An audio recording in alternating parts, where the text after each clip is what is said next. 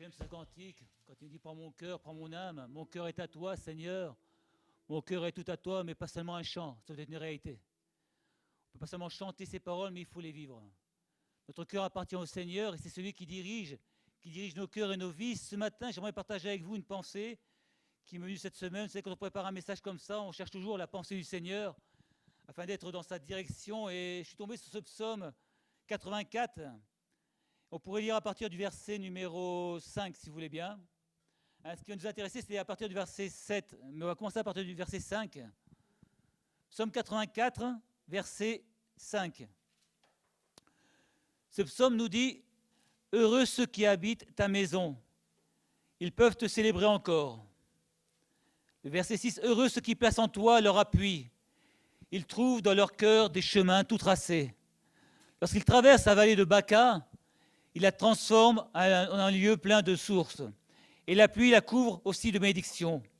Leur force augmente pendant la marche et ils se présentent devant Dieu à Sion. Éternel des armées, écoute ma prière. Prête l'oreille, Dieu de Jacob. Toi qui es notre bouclier, vois, ô Dieu.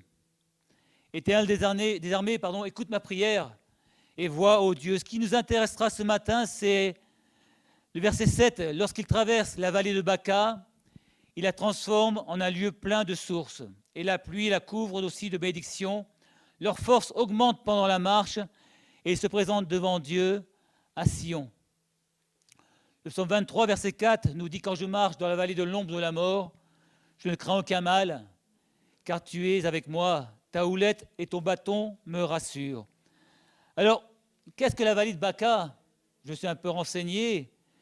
Ce nom vient d'un arbre résineux qui croît dans cette vallée. Et il y a de fortes chances qu'on a appelé cette vallée à cause de cet arbre. La particularité de cet arbre, c'est qu'il y a de la résine qui coule constamment, comme des pleurs, comme si l'arbre pleurait constamment.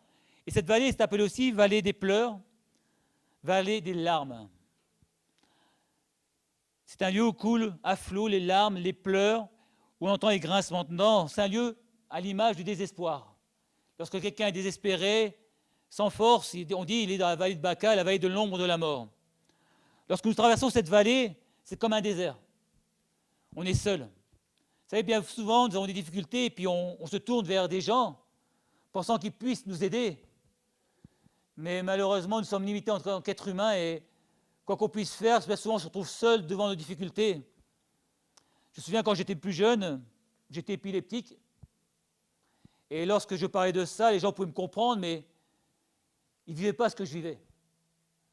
Ils pouvaient comprendre, avoir la compassion pour moi, mais lorsqu'on est épileptique, seul un épileptique peut savoir ce qui se passe dans le cœur et dans la vie au moment où on fait une crise. Et c'est un peu pareil aujourd'hui, on peut avoir de la compassion, de l'amour pour les gens, mais est-ce qu'on peut comprendre ce qu'ils vivent? Moi, en tant qu'être humain, est-ce que je peux comprendre ce que vit mon frère, ma sœur, qui passe dans la vallée de Baca, dans la vallée de la souffrance? Je crois qu'aujourd'hui, un seul peut nous comprendre, un seul peut nous aider, c'est le Seigneur. Cette vallée, c'est un peu comme la traversée du désert.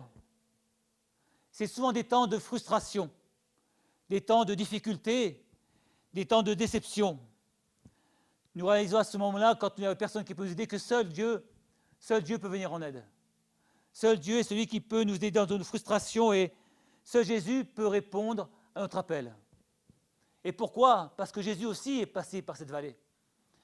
Jésus aussi est passé par cette souffrance où il était seul à combattre, seul, et il a été aidé par le Seigneur. Lorsqu'on réalise le jardin de Gethsémanée, il était avec ses disciples, il avait appelé Pierre, Jacques et Jean à venir avec lui et à prier avec lui. Mais ses disciples, accablés par la fatigue, se sont endormis. Et Jésus dira, mon âme est triste jusqu'à la mort. Il leur dira, restez ici et veillez. Alors s'étant un peu avancé, il tomba sur la terre et il pria de cette manière. C'était possible que cette souffrance s'éloigne de lui.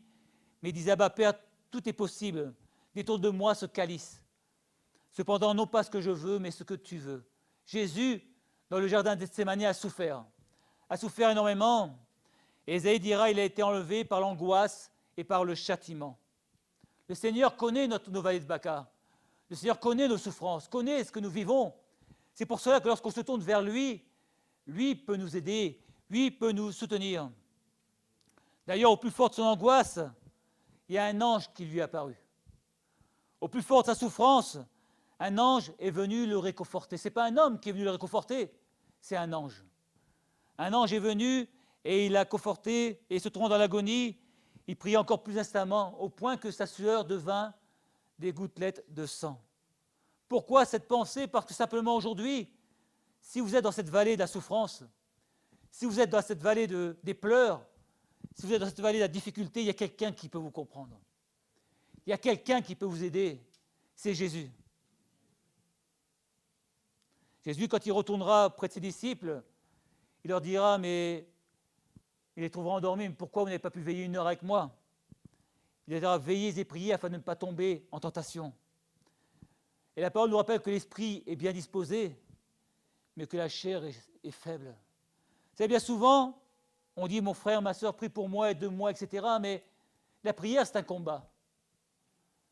On ne peut pas se dire, tiens, je vais prier comme ça, c'est vraiment, il faut se tenir devant Dieu, et ce n'est pas directement la pensée, mais je veux quand même apporter cette pensée, c'est la prière, c'est comme un entraînement. Un sportif qui n'est pas entraîné ne peut pas remporter de victoire. Et si dans ma vie, je ne m'entraîne pas tous les jours, je ne prie pas tous les jours, je ne suis pas tous les jours à rechercher la pensée de Dieu et la prière, je ne peux pas être quelqu'un qui prie Dieu comme il faut. La prière, c'est quelque chose de quotidien. La prière, c'est quelque chose de compliqué. Vous savez, c'est un combat. Et pour gagner un combat, une armée qui ne s'entraîne pas à combattre ne peut pas gagner une guerre. Un chrétien qui ne s'entraîne pas à combattre dans la prière ne peut pas être vainqueur.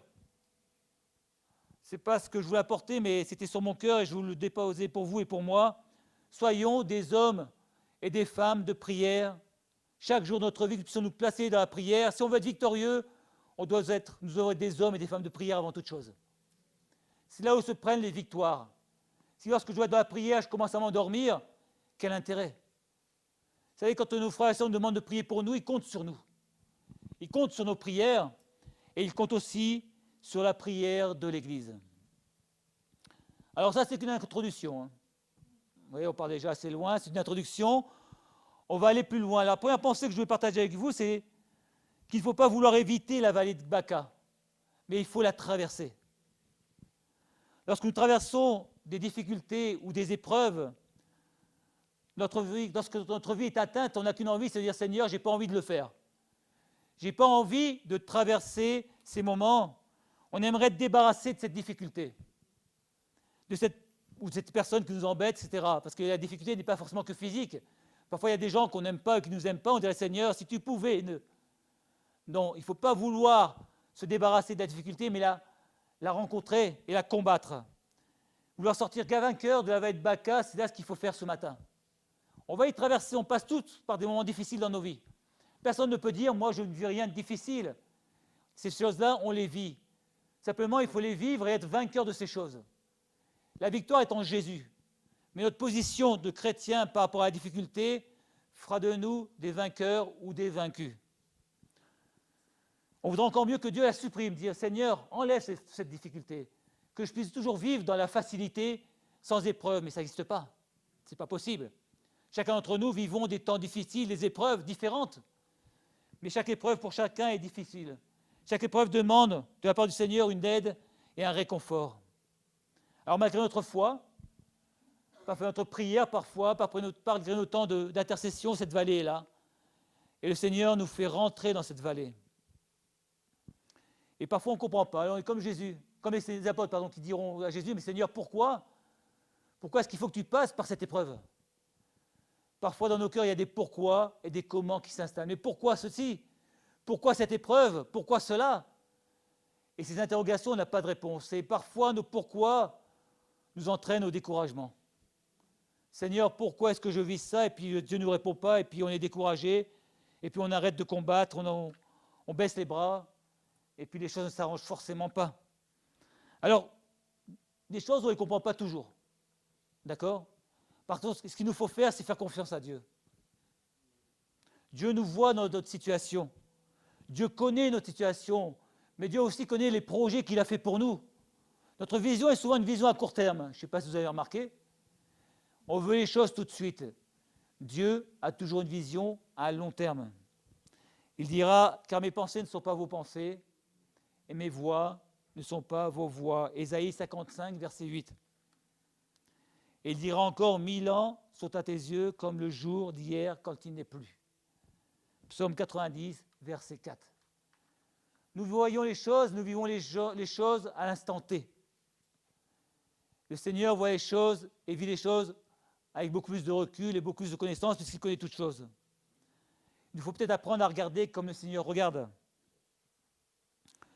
Souvent, le Seigneur cherche à atteindre dans nos buts autre chose que nous, ce que nous cherchons. Il a pour nous des plans, des projets, une vision qui dépasse ce que nous pouvons voir ou penser. Alors dans cette vallée, il nous faut simplement dire au Seigneur, Seigneur, montre-moi ce que tu veux me montrer. Seigneur, aide-moi à voir comme toi tu veux voir, aide-moi à comprendre comme toi tu comprends. Dans cette vallée, on a besoin que Dieu nous rende plus forts. Pas forcément qu'il nous fasse sortir de cette vallée, mais qu'il nous rende plus forts, afin qu'il puisse nous conduire et nous faire rendre vainqueurs dans la sortie de cette difficulté. Notre foi ne change pas. Quand on croit en Dieu, on croit en Dieu.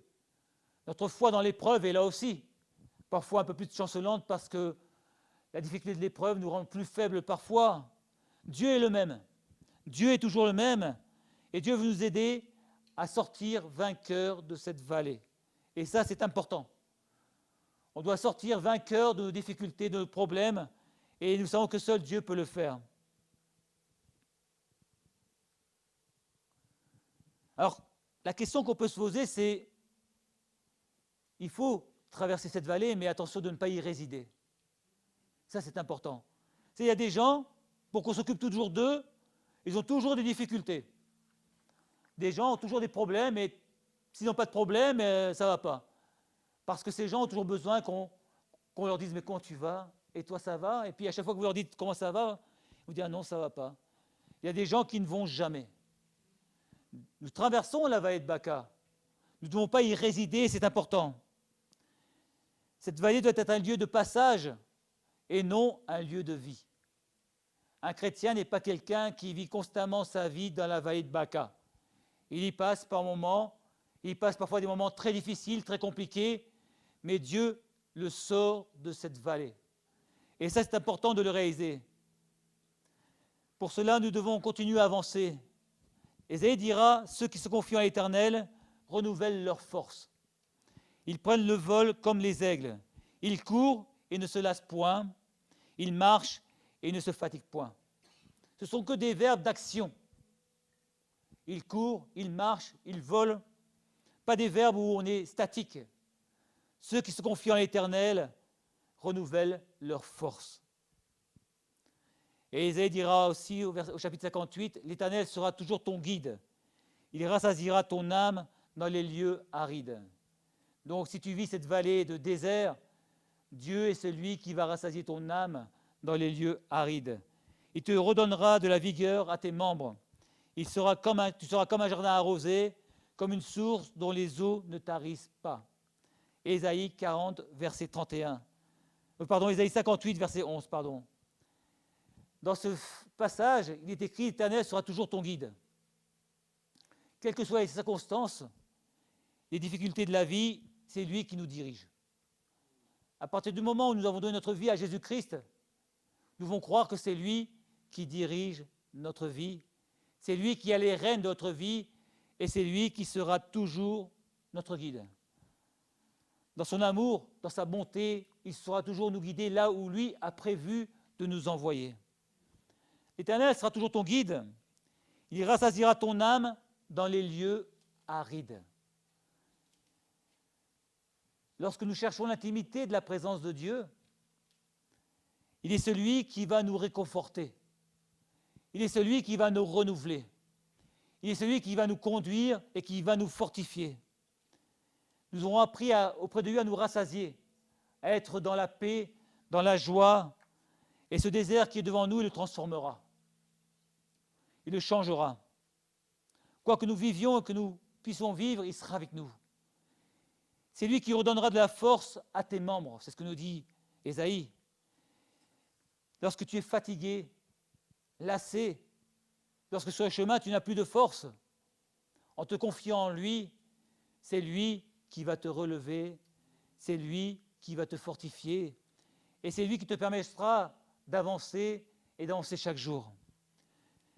Tu seras comme un jardin arrosé. L'arrosé de quoi? De bénédiction. Moi, je crois que en notre Dieu, il y a des bénédictions pour chacun de ses enfants. Il y a des bénédictions et des grâces pour chacun de ses enfants à partir du moment où on le laisse nous conduire, on le laisse prendre l'entière direction de notre vie. Dans ce verset que nous avons lu, il est écrit, il traverse la vallée de Baca et il la transforme en un lieu plein de sources. Deuxième pensée que je veux partager, c'est Dieu transforme la vallée de Baca en un lieu plein de sources. Il transforme la malédiction en bénédiction. La tristesse et la peur deviennent la joie et la paix en lui. Jésus dira, quiconque boit de cette eau que je lui donnerai n'aura plus jamais soif. Où voulons-nous nous désaltérer? Vers qui allons-nous pour nous désaltérer? Si ton cœur est aride, si ton cœur est desséché, si dans ta vie tu te trouves dans un désert, ce matin je voudrais t'inviter à t'approcher de Jésus. On va chanter, je te donne mon cœur, je te donne mon âme. On a même chanté, prends mon cœur. On a chanté, prends mon âme. Est-ce que ce matin tu es prêt et prête à dire au Seigneur, Seigneur, prends mon cœur, prends mon âme? Ce matin, Seigneur, je veux simplement tout te donner. Est-ce que tu es prêt à dire au Seigneur ce matin, prends ma vie, me voici, je te donne tout. Parce que lui aussi est passé par cette vallée. Il y a aussi Jacob qui est passé par cette vallée. J'ai pensé à Jacob. Et Dieu lui dira, je suis avec toi, je te garderai partout où tu iras. Car je ne t'abandonnerai pas, que je n'ai exécuté ce que j'ai dit. Quand on connaît la vie de Jacob, les souffrances par lesquelles il est passé, il a été une bénédiction après pour le peuple d'Israël parce qu'il s'est confié en Dieu et parce qu'il a cru que Dieu était celui qui pouvait le relever. Et dire même, vous avez médité contre moi le mal, mais Dieu a transformé ce mal en bien. Dieu est celui qui transforme le mal en bien, et c'est important de le réaliser. Donc, deuxième pensée que je voulais partager avec vous, c'est Dieu transforme le désert en un lieu plein de sources. Notre seule consolation peut venir de Jésus. C'est pour ça qu'il nous a dit, je ne vous laisserai pas seul. C'est pour ça qu'il nous a dit, je vous enverrai le consolateur, l'esprit de vérité, afin qu'il vous conduise dans toute la vérité. Dieu est celui qui entend nos prières. Dieu est celui qui entend nos pleurs. Lui seul est capable de susciter le bonheur et la paix dans les cœurs, de rendre l'insupportable supportable. C'est pour ça que nous devons d'autant plus nous tourner vers lui. La parole nous rappelle qu'il faut avoir le regard fixé sur Jésus. Pourquoi? Parce qu'il suscite la foi et parce qu'il amène à la perfection. Dans ce psaume 84, verset 8, nous dit Éternel des armées, écoute ma prière. Prête l'oreille, Dieu de Jacob. Oui, Dieu écoute notre prière. J'ai noté, je veux le partager avec vous, bien-aimés, Dieu ne nous abandonnera jamais. Dieu ne sera jamais loin de nous. Quoi que ce soit, quoi que nous vivions, quelle que soit la difficulté que nous pouvons partager, vivre, Dieu est celui qui ne va pas nous abandonner. Il est vrai que l'épreuve est là, que l'épreuve peut durer, que le découragement peut nous toucher, mais il demeure à nos côtés. Il demeure à nos côtés et c'est lui qui nous fortifie. La Bible ne dit-elle pas que la force de ceux qui croient en lui augmente durant la marche? Quand quelque chose semble impossible, à vue humaine, la parole nous dit que tout est possible à Dieu. La parole nous rappelle que tout est possible à celui qui croit. Ce matin, je ne sais pas quelle est la position de ton cœur, mais crois au Seigneur Jésus. Crois au Seigneur Jésus et c'est lui qui va te relever. C'est lui qui a relevé tes forces durant la marche. Il va même augmenter tes forces pendant la marche. Non seulement te renouveler, mais augmenter tes forces. Dieu est celui qui veut te sortir de cette vallée de Baca ce matin. J'aurais pu prêcher sur le baptême, puisqu'il y a eu un baptême. J'aurais pu prêcher sur Jésus, sur l'œuvre de la croix, mais je crois que ce matin, il y a des hommes, des femmes, des frères et sœurs qui se trouvent dans une vallée de difficultés. Je crois que ce matin, il y a des frères et sœurs, des hommes et des femmes qui sont dans la souffrance,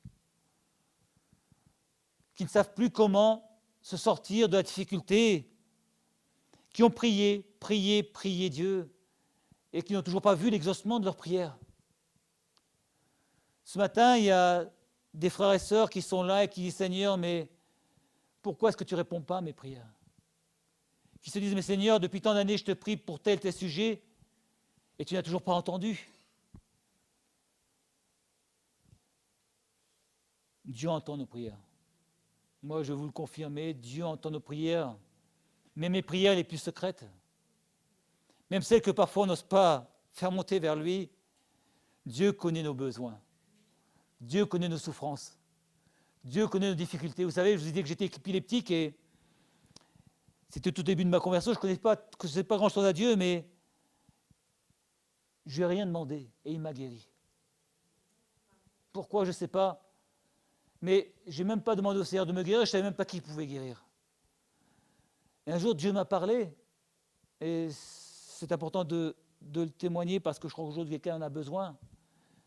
Dieu m'a parlé au travers de sa parole, d'où l'importance de lire sa parole. Et Dieu m'a dit, pourquoi pas toi? Je pensais bien que je ne savais pas ce que ça voulait dire, mais Dieu m'a fait comprendre qu'il voulait faire une œuvre dans mon corps aussi. Dieu a posé sa main. Dieu m'a délivré. Pour vous dire que même nos pensées les plus secrètes, ce qui peut y avoir au plus profond de nos cœurs, Dieu le connaît. Que devant lui, il n'y a rien de caché, rien du tout. Dieu a posé sa main il y a 31 ans, 32 ans, je ne sais plus maintenant, ça fait tellement longtemps. Et depuis ce jour-là, je n'ai plus jamais fait de crise. Alors, je ne suis pas meilleur que vous, croyez-moi, loin de là. Le témoignage de Caroline est bien, le mien était pire. D'accord ? Mais Dieu a eu pitié de moi, comme Dieu a pitié de chacun d'entre nous. Ce que je voudrais vous dire ce matin, c'est que, quelle que soit la vallée que tu traverses, quel que soit le désert qui est le tien, quelles que soient tes souffrances, tes difficultés, tes problèmes, Dieu les connaît. Dieu connaît toutes choses dans ta vie. Ce matin, dans ta vallée, tu n'es pas tout seul. Et je veux le répéter, ce matin, dans ta souffrance, tu n'es pas tout seul. Dieu est avec toi. Vous savez, Élie, quand il était dans le désert, il a été nourri par des corbeaux. Or, si Dieu nourrit Élie avec des corbeaux, encore plus nous, il va nous accorder des plus grandes bénédictions, moi je crois. Dieu veut nourrir nos âmes, il veut nourrir nos cœurs. Alors, ce désert qui est devant toi, n'en aie pas peur, affronte-le. Affronte-le non pas tout seul, affronte-le avec le Seigneur. J'avais cette pensée ce matin, heureux l'homme qui se confie en l'Éternel. Amen. Est-ce que ce matin, tu veux te confier en l'Éternel? Est-ce que ce matin, tu veux enfin laisser Dieu agir? Vous savez, par nous-mêmes, on veut faire les choses. Par nous-mêmes, on pense être capable de faire les choses et puis on dit « Oh, je vais le faire par moi-même ». Et seulement lorsqu'on baisse les bras, lorsqu'on dit « Oh Seigneur, je te donne tout. Allez, c'est fini, Seigneur, je lâche tout devant toi et je te laisse prendre les rênes de ma vie. Je te laisse prendre aussi les rênes de la difficulté, Seigneur. Je te laisse me conduire et me sortir de cette vallée toi-même. » Là, le Seigneur peut enfin agir.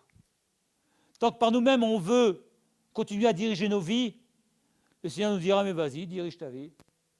Va où tu veux, fais ce que tu veux, et tu verras bien. » C'est ce qui se passe parce que nous sommes encore charnels. Parce que nous croyons que par nous-mêmes, on est capable de grandes choses. Mais la parole dit que c'est avec Dieu qu'on fait des exploits. Ce n'est pas avec nos propres forces qu'on fera des exploits. Et ce que nous avons reçu de Dieu, nous pourrons le faire que fructifier, que si Dieu nous aide à les faire fructifier. Hébreux 12, versets 1er à 2 nous dit « Puisque nous sommes environnés d'une si grande nuée de témoins, rejetons tout fardeau et le péché qui nous enveloppe si facilement et courons avec persévérance dans la carrière qui nous est ouverte, ayant les regards sur Jésus. Le chef, d'accord, pas le second, pas l'ami, pas le compagnon. Le chef est le consommateur de la foi, qui en vue de la joie qui lui était réservée a souffert la croix, méprisé l'ignominie, et s'est assis à la droite du trône de Dieu. Jésus veut être le chef de ta vie. Il ne veut pas être le second, ni le troisième, ni le quatrième. Il veut être le premier et diriger toute ta vie. Dernière pensée, mes frères et sœurs, et puis après, je vous laisserai méditer sur cela. Cette dernière pensée, c'est persévérons. Cette dernière pensée, c'est mon frère, ma sœur, ne te décourage pas, parce qu'aujourd'hui, tu ne vois pas encore la bénédiction de Dieu. Mon frère, ma sœur, ne te décourage pas parce que l'épreuve qui est là, tu n'en vois pas la sortie. La parole nous invite à persévérer dans la prière, à persévérer dans le combat. Et c'est à ce prix-là que nous serons plus que vainqueurs. Quelles que soient nos difficultés, quelles que soient nos souffrances, nos problèmes, seul Dieu pourra changer le désert en plaine fertile. C'est ce que nous dira ce passage. Et la pluie la couvre aussi de bénédictions. Je ne sais pas si vous êtes comme moi, mais moi j'aime bien les bénédictions. Je ne sais pas si vous les aimez, mais moi j'aime ça. Rien qu'à savoir que Dieu peut me bénir, ça me rend heureux. Amen. Rien qu'à savoir que Dieu veut m'accorder ses grâces, ses bontés, ça me rend heureux. Moi je crois qu'on a un Dieu de bénédiction. Pas vous, hein, vous faites comme vous voulez, mais moi je crois au Dieu de bénédiction. Et je crois que Dieu a des bons projets pour son peuple. Je crois que Dieu a des bons projets pour chacune de nos vies. Si on confesse qu'il est le Dieu de la bénédiction, il va nous bénir. Si de nos bouches, on n'est pas capable de confesser qu'il est celui qui nous bénit, nous passerons à côté de la bénédiction. Moi, je confesse ce matin que Dieu est celui qui m'a béni. Même au travers de mes difficultés, de mes problèmes, parce que comme chacun on a des difficultés, il est celui qui m'a relevé. Il est celui qui m'a fortifié. Et celui qui veut te fortifier, te bénir ce matin. Alors on l'a prié, on l'a loué, mais louons le Dieu de la bénédiction. Et ne passons pas à côté des bénédictions de Dieu parce qu'elles sont là pour nous. Vous savez, parfois on passe à côté de la bénédiction parce qu'on ne la voit pas, ou on ne veut pas la voir. Nous sommes héritiers de Christ, nous dit la parole. On a un héritage spirituel. Vous savez, j'aime le dire, l'héritier peut être héritier, et s'il ne va pas chercher son héritage, il sera toujours aussi pauvre. Je peux avoir des millions en héritage, ce qui n'est pas le cas, rassurez-vous. Si je ne vais pas voir le notaire pour dire hey, « mon ami, donne-moi mon héritage », ben, je serai toujours aussi malheureux. Nous sommes héritiers de Christ. Nous recevons de lui toutes les bénédictions, simplement demandons-lui. Notre droit est de recevoir ces bénédictions et de les recevoir par lui. Alors ce matin, si tu es dans la vallée de Baca, ne commence pas à ronchonner en disant « Seigneur, pourquoi je passe dans cette vallée ?» Mais traverse-la. Avec le Seigneur, traverse-la et marche, avance avec lui. Ce qui importe, c'est de sortir de la vallée. Et lorsque nous avançons avec le Seigneur, il va transformer cette vallée en un lieu plein de sources et plein de bénédictions. Voilà ce que je voulais partager avec vous ce matin, simplement. Mon frère, ma sœur, ne reste pas dans ta vallée. Fais confiance à Dieu. Fais-lui confiance pleinement et laisse-le agir. Et laisse-le te combler de grâce et de bénédiction. Amen.